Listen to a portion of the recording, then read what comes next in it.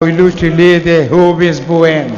Sua Excelência dispõe de 3 minutos na tribuna. Senhor presidente, senhoras e senhores deputados, o governo Dilma tem se caracterizado por uma série de equívocos. A ineficiência na gestão da coisa pública, a falta de planejamento, a escandalosa situação da saúde e da educação, o aparelhamento do Estado são alguns dos exemplos medíocres do governo da presidente Dilma. Mas em nenhuma área o governo Dilma tem sido tão deletério para o país como a economia.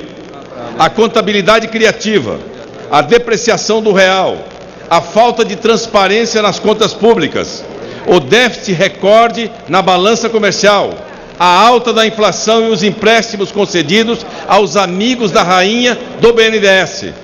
São alguns exemplos dessa herança maldita que este governo deixará de legado para o próximo governo. Hoje acordamos com as notícias inquietantes da queda de 0,5% do PIB no terceiro trimestre deste ano. Tal índice já seria frustrante se o tomarmos de maneira isolada. No entanto, ele é apenas uma síntese de uma obra que está sendo construída pelo governo Dilma ao longo dos últimos anos. Uma obra que tem 2 grandes autores, que tem a assinatura de 2 pessoas que tomaram para si a condução da economia. Refiro-me ao presidente Dilma e ao ministro Mantega, este vendedor de ilusões. Este ministro da Fazenda que não consegue acertar uma previsão sequer. Deixa o mercado atônito quando lança a mão de sua costumeira verborragia.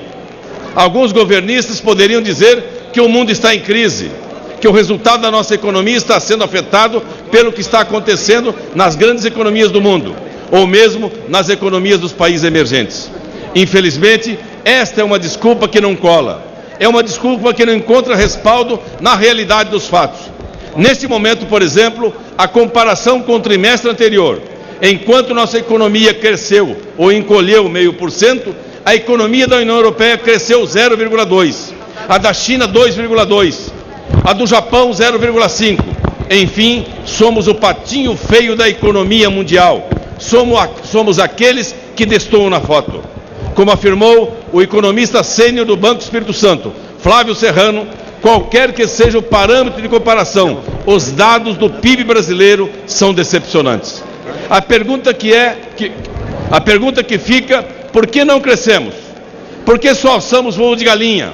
A resposta, infelizmente, é simples. Não crescemos porque temos um desgoverno que não consegue dar ao mercado sinais claros de que sabe o que está fazendo na área econômica.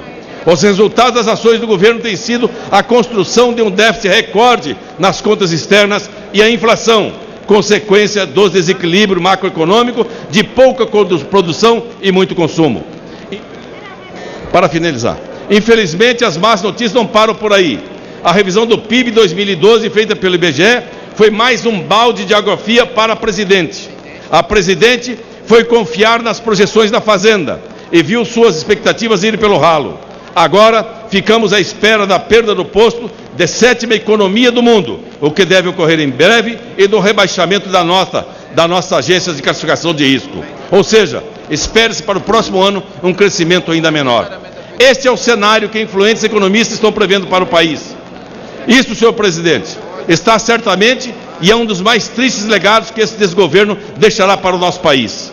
A recessão bate à nossa porta e deverá fazer com que o governo Dilma alcance a pior média de crescimento anual nos últimos 20 anos. Deveremos ter um crescimento médio em torno de 2%. Era isso, senhor presidente. Muito obrigado.